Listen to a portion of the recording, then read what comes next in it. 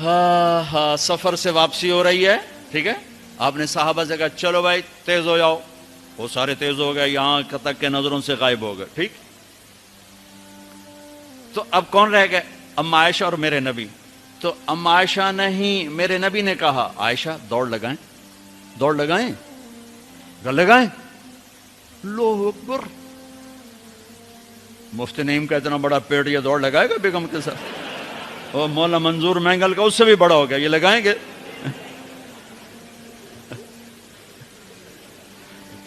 تو عائشہ دوڑ لگائیں، کہا جی لگائیں۔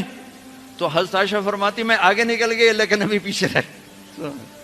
پھر کچھ عرصہ گزر گیا، کئی سال گزر گئے، پھر ایک سفر سے واپسی ہو رہی، آپ نے کہا ہاں بھائی آگے جاؤ، وہ سارے آگے جا گئے، اجل ہو گئے۔ آپ نے کہا عائشہ دوڑ لگائیں، کہا جی لگائیں۔ تو کہا ان دنوں میں موٹی ہو گئی، تبدنت کا لفظ مجھے یاد ہے، کہ میں موٹی ہو گئی تھی۔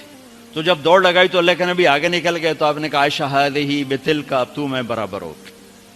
اللہ کی قسم زندگی سمجھانے کے لیے تھا۔ جہاد کا سفر سارا صحابہ کا قافلہ ہے، جنگ کا زمانہ ہے، دشمن چاروں طرف ہے، اور ہم اما عائشہ رضی اللہ عنہ اونٹ پہ بیٹھی اور ہاتھ لگایا تو ہار غائب۔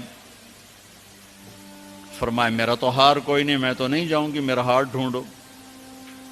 تو میرے نبی نے نہیں فرمایا چل بیٹھ، اتنے لوگوں کو تو پریشان کرتی ہے، تجھے پتہ نہیں میں نے سبق پڑھانا تو میرے پیچھے پڑ گئی، طلبہ میرا انتظار کر رہے ہیں۔ آپ نے کہا بھائی عائشہ کا ہار ڈھونڈو، سب ڈھونڈنے میں لگ گئے۔ شام ہو گئی، سورج چھپ گیا اور ہار نہیں ملا، اور اس کے بعد تلاش بند ہو گئی، اندھیرے میں کہاں ملے گا؟ اب کیا ہوا؟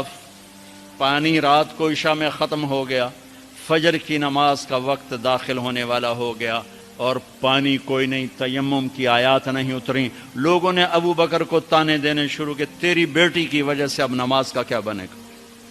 ابو بکر غصے میں آئے اما عائشہ کے خیمے میں، تو اللہ کے نبی گود میں سر رکھے سو رہے تھے۔ اب آپ تو باپ تھے، تو آ کر اب بول تو سکتے نہیں، اور چہرے سے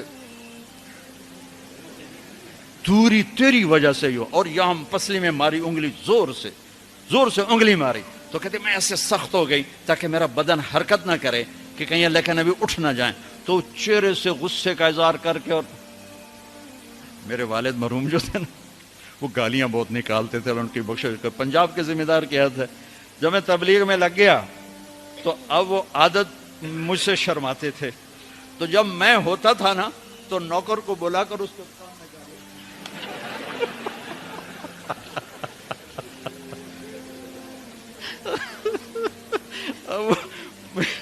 جوانی کی عادت بڑھاپے میں تو جا نہیں سکتی تھی، تو پھر وہ آہستہ آہستہ گالیاں نکال اپنا کوٹا پورا کر لیتے تھے۔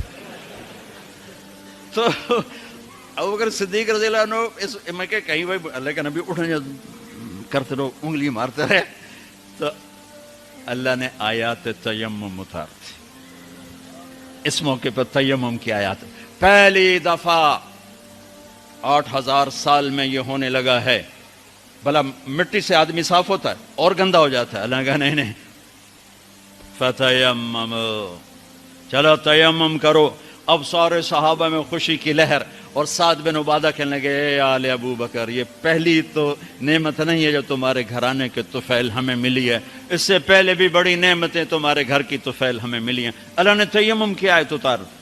میرے نبی نے قافلے کو نہیں چلایا، یہاں تک کہ حضرت عائشہ نے کہا اچھا یا رسول اللہ اب چلیں، ہار کو چھوڑیں۔ پھر میرے نبی چلے، اور جب اونٹنی کو اٹھایا تو ہار اس کے نیچے پڑا ہوا تھا، وہ سارا باہر ڈھونڈتے رہے، ہار نیچے چلا گیا تھا گر کر۔ یہ میرے نبی کی زندگی ہے، یہ مینگل صاحب سے کہتا ہوں پڑھائیں، مفتی نعیم سے کہتا ہوں یہ زندگی پڑھائیں، کہ ان کی بیویاں ان کو دعائیں دیں، ان کے ماں باپ ان کو دعا دیں، ان کی اولاد ان کو دعا دے۔ وہ باپ نہیں ہے جس کو دیکھ کے بچے ڈر جائیں، وہ تھانے دار ہے، تھانے دار بیٹھو ہے۔ وہ استاد نہیں جس کو دیکھ کے شاگرد ڈر جائے، وہ تھانے دار ہے۔ وہ خامد نہیں ہے